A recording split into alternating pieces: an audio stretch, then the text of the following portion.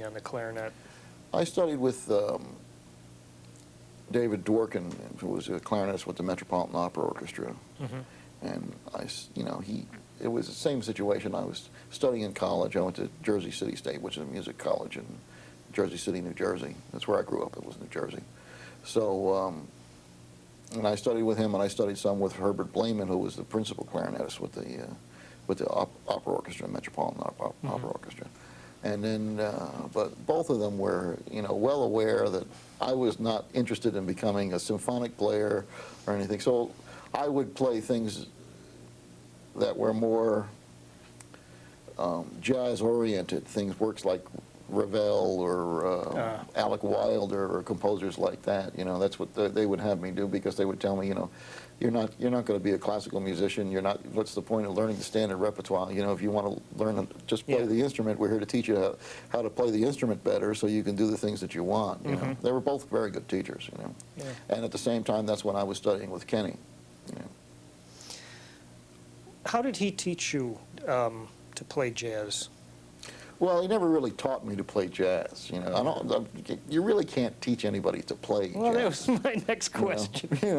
I mean, what he did is kind of steer me in the right direction. As a matter of fact, I was with him in Sarasota at the Sarasota Festival a couple of weeks ago, and we were talking about this, because it was 30 years ago, practically 30 years ago.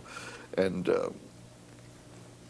he says, the way I remember it is he used to come over to the house, and I'd show you a couple of exercises that'll help you in your upper register, and then we'd sit down and I'd mix martinis, and we'd sit and listen to records for about 2 or 3 hours. And that's basically what we did. And we would listen to records, and he'd say, now see what this guy's doing here, and see what this is going on here. And we spent a lot more time hanging out and listening than we actually did playing. Wow. But I learned a lot. And he would show me certain fingering, some of the old upper register fingerings that I use, that I've become kind of like himself, for my upper register ability. And most of that stuff is things that he showed me, that he developed himself. Oh. So I owe a lot to Kenny, Yeah. When you can't teach jazz, how do you respond or react to all the jazz methods and the university programs and all that kind of thing that are out there now? Well, I think they're all very good. I think you can teach the basics, the understanding. My biggest problem with most of them is that, somebody writes a book and says, here are all Charlie Parker's solos. Once you learn these, then you'll be a jazz player. I mean, it doesn't really work that way, And they don't really put enough emphasis on listening to people, listening to players that came before. My biggest problem with most jazz education programs is they act like nothing happened before Charlie Parker or Dizzy Gillespie.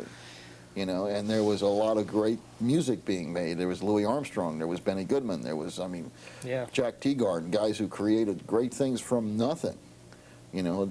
Charlie Parker and Dizzy will tell you the first thing that they did is Dizzy listened to Roy Eldridge, Charlie Parker listened to Lester Young and Jimmy Dorsey, But these people, they don't really want to know that there was anything going on before that. I mean, if you want to hear something innovative, put on Louis' duet record with Earl Hines doing Weatherbird Rag. It's the most amazing thing I've ever heard, And it's like you said, it came from nothing. That's right. They didn't have anybody to listen to. They came up with it all by themselves, Well,